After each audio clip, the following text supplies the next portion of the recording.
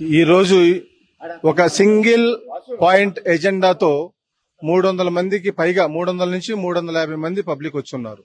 నిన్న మార్నింగ్ మేము తీసుకున్న డెసిషన్ ఇది.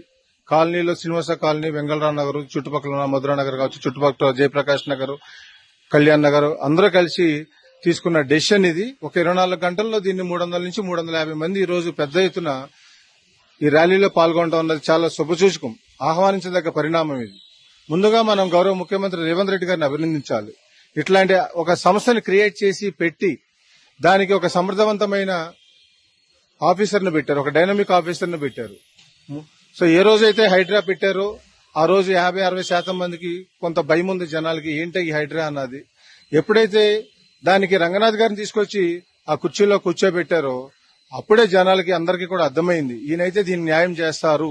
కబ్జాకోరుల నుంచి భూమిని విముక్తి కలిగించి కుంటలు ఏవైతే కబ్జాకు గురైపోయినాయో, ఫంక్షన్ హాల్స్ కట్టారు, చాలా చాలా రకాలుగా మనం అన్ని చూస్తా ఉన్నాం.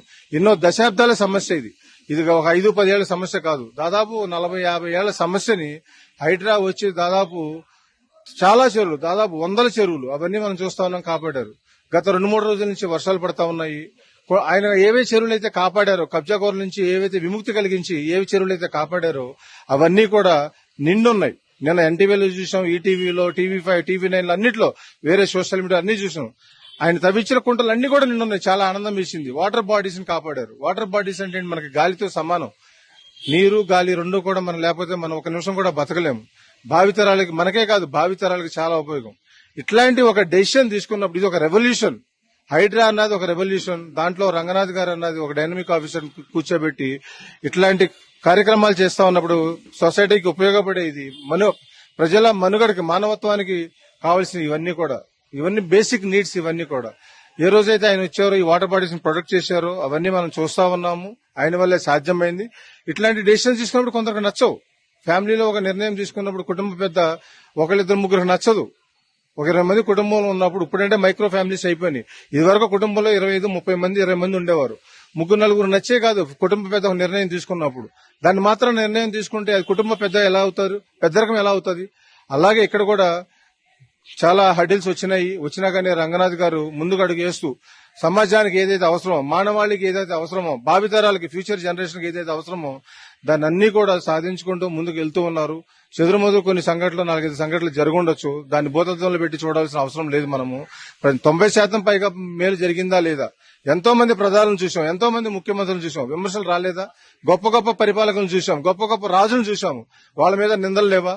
వాళ్ళ మీద మచ్చలు లేవా? చెయ్యాలి అనే సంకల్పం ఉన్నప్పుడు అన్ని దాటుకుంటూ ముందుకెళ్తే ఒక సమర్థవంతమైన ఒక పోలీస్ ఆఫీసర్ యొక్క లక్ష్యం అది మనం రంగనాథ్ గారిలో చూసాము. దీంట్లో రంగనాథ్ గారిని కొనసాగించాలి అని మా అందరి కోరిక. దాదాపు 15 నుంచి 17 కాలనీస్ ఈ రోజు స్వచ్ఛందంగా వచ్చారు.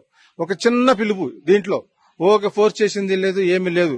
వచ్చిన వాళ్ళందరూ కూడా రిటైర్డ్ ఇంజనీర్స్, గవర్నమెంట్ ఎంప్లాయీస్ అధికంగా ఉన్నారు. ఈ రోజు వచ్చిన 350 మందిలో కనీసం 200 మందికి పైగా, ఎట్లాంటి సందేహం లేదు, పైగా రిటైర్డ్ గవర్నమెంట్ అఫీషియల్స్ వచ్చారు, గవర్నమెంట్ పోస్ట్ లో ఉన్న వాళ్ళు వచ్చారు, మహిళలు వచ్చారు, పిల్లలు కూడా ఇంట్లో చెప్తే పిల్లలు కూడా తీసుకుని వచ్చారు. వాళ్ళందరూ కూడా ర్యాలీలో పాల్గొనడం జరిగింది. So we stand with Ranganath sir, we support Hydraa, we support the decision taken by CM Revanth Reddy garu. So we once again sincerely stand with Ranganath sir. ఇట్లాంటి ఆఫీసర్ ఉంటేనే హైడ్రాకి న్యాయం జరుగుతుంది, ప్రజలకు మేలు జరుగుతుంది. దాంట్లో ఎట్లాంటి సందేహం లేదు. నా వయసు చిన్నదేమో కానీ మాట్లాడడానికి నేను కొన్ని పాయింట్లు అయితే నేను అబ్జర్వ్ చేసి మాట్లాడతాను. హైడ్రా అంటే కూల్చడమే కొంతమంది చూస్తున్నారు. మేము ఫ్యూచర్ లో మా పిల్లల కోసం హైదరాబాద్ ని ఎలా నిర్మిస్తున్నారో చూస్తున్నాం. కూల్చడం కాదు, ఎలా నిర్మిస్తున్నారో. ఇప్పుడు డబ్బులున్న వాళ్ళు గేటెడ్ కమ్యూనిటీలోకి వెళ్లి ప్రశాంతంగా బతుకుతున్నారు. కానీ పేద ప్రజలు రోడ్ల మీద నడుస్తుంటే ఈ వాటర్ గాని, రోడ్లు గాని, పార్కులు గాని ఎంజాయ్ చేయాలంటే అవుట్స్కర్ట్స్ కి వెళ్తాం గానీ ఎక్కడెక్కడికో వెళ్తున్నారు. కానీ హైదరాబాద్ ఏమవుతుందంటే, మేము ఇప్పుడు రోజు సాఫ్ట్వేర్ ఫీల్డ్ లో ఉంటూ మేము మా సాఫ్ట్వేర్ ఆఫీస్కి వెళ్ళినప్పుడు ఇక్కడ మనకు సున్నం చెరువు ఉండేది, చాలా దరిద్రంగా ఉండేది, వెళ్ళటానికి కూడా ఇబ్బందికరంగా ఉండేది. రేపు పొద్దున ఆల్మోస్ట్ కంప్లీట్ అయింది. మా పిల్లల్ని తీసుకెళ్లి అక్కడ ఎంజాయ్ చేయొచ్చు. మాకు గేటెడ్ కమ్యూనిటీ అవసరం లేదు దానికోసం.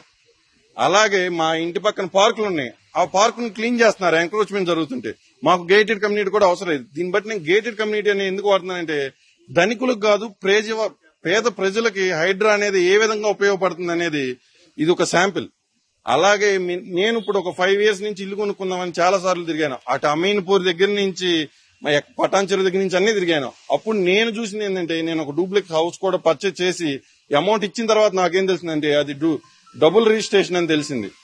అలాంటి ఎన్నో బాధలు పడినప్పుడు ఇప్పుడు నాలాంటి వాళ్ళు కొనుక్కోవాలంటే ఒక నమ్మకం ఉంది. హైడ్రా క్లియరెన్స్ అని పెడుతున్నారు అంటే ఏంటి, కొనుక్కోవడానికి ఒక నమ్మకం ఉంది. ఓకే, ఇది ఎన్క్రోచ్మెంట్ కాదు, ఇది చెరువుల్లో కట్టింది కాదు, ఇది సేఫ్ గా కొనుక్కోవచ్చు, అన్ని రిజిస్ట్రేషన్స్ ఉన్నాయన్న ఒక భరోసాని పేద ప్రజలకు కలిగిస్తున్నటువంటి హైడ్రా కమిషనర్ అయినటువంటి గౌరవనీయులు రంగనాథ్ గారికి మరొకసారి మా కృతజ్ఞతలు తెలుపుకుంటూ, we want Hydraa, we want Ranganath గారు.